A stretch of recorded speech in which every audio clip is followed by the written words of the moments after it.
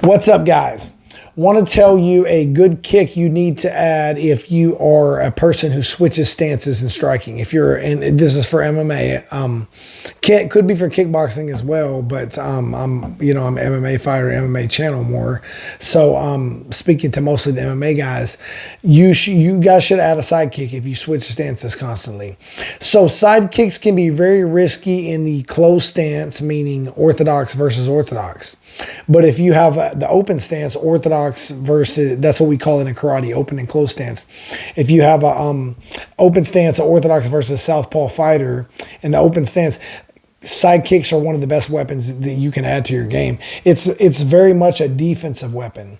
The only danger in doing it in the real danger in doing it in the closed stance is that leg kicks. Leg kicks are very hard to deal with if you're in a very traditional bladed stance. And side kicks are way easier to throw from a bladed stance. You can learn how to throw them from more of a squared up stance, but it takes more time to get good at them, and it's not as fast and as effective as if you could stand bladed by avoiding leg kicks. So I would say you do that by going open stance, and it's just a good defensive weapon. If you're an orthodox fighter fighting a southpaw, you could hit them in the liver. The liver's on the right side. If they're southpaw, their liver's on the right side.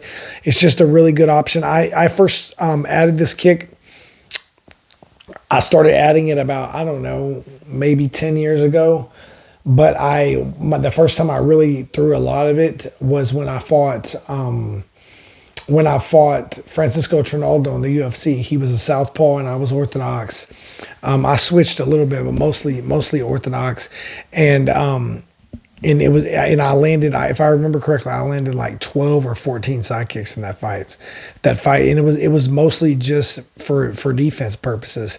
So I see a lot of guys nowadays switching stances. They switch constantly. Drake switches a lot. Izzy switches a lot.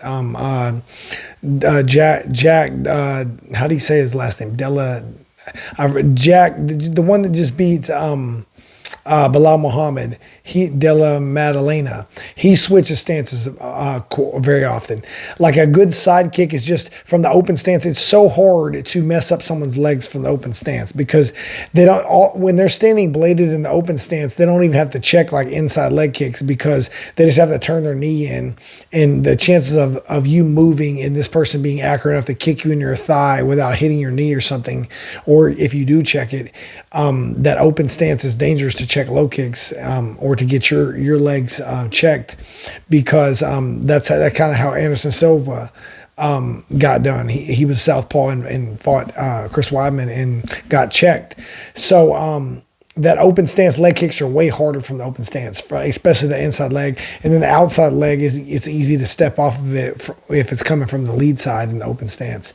So side kicks are really effective because you can get by with it doing them from the open stance without really paying the price of anything. You just have to. You're not going to pay the price of leg kicks most likely. You just have to be really accurate. You have to practice slow at first and work on your accuracy, and then speed it up as you become more accurate.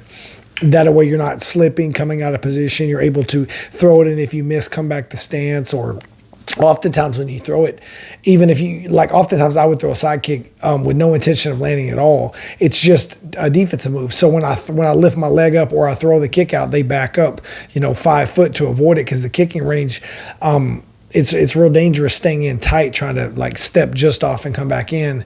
I mean, there's people that can do it obviously, but it's more risky. So people tend to back up farther from front kicks and side kicks, especially, but kicks in general, they tend to back up further than a punching range. And because of that, you can just lift your leg or just flick a slow side kick out there and people will back up. And it's a very good defensive weapon. So you see a lot of guys nowadays switching stances constantly. So and all of you younger fighters that are coming up are watching these guys and trying to emulate these styles and stuff. And Wonder Boy obviously does it. He's a karate guy, but he does a lot of side kicks and he switches stances. He does it mostly from the open stance as well with his side kick. He stands southpaw more for kicking, and then he stands orthodox more for boxing.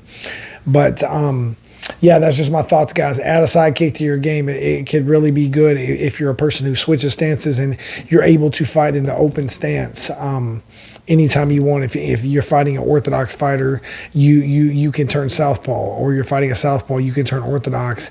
If you're very efficient at both stances, a sidekick can be a good addition to your game for sure.